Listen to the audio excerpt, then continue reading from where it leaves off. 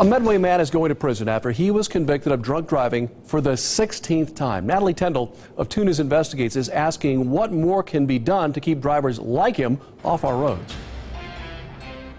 Well, Teddy Templeton doesn't seem to be learning his lesson when it comes to getting behind the wheel drunk. Court records show for more than 20 years he's been charged with OVIs again and again in Greene, Montgomery, and Clark counties. Today, a prosecutor for this latest case admits the law set to punish drunk drivers needs another look.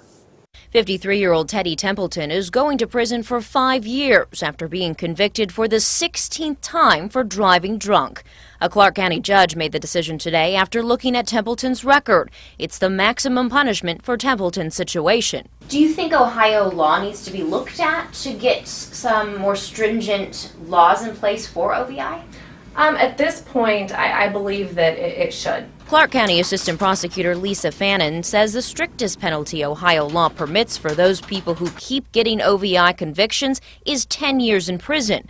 But to get that, the offender has to be convicted several times in a matter of 20 years. Templeton's convictions were too spread out. Even though he has numerous prior felony convictions, it didn't elevate that. And I think that's something that probably does need to be looked at or addressed, because we have people who have been to prison before for an OVI and are still continuing to drink and drive and still putting our community at risk. She says most people learn from their jail time or the fines they have to pay, but it's the repeat offenders who are not getting the message. You almost want to bang your head against a wall, because there's not a lot that can be done. Unfortunately, putting them in prison seems to be the only guarantee at safeguarding the community.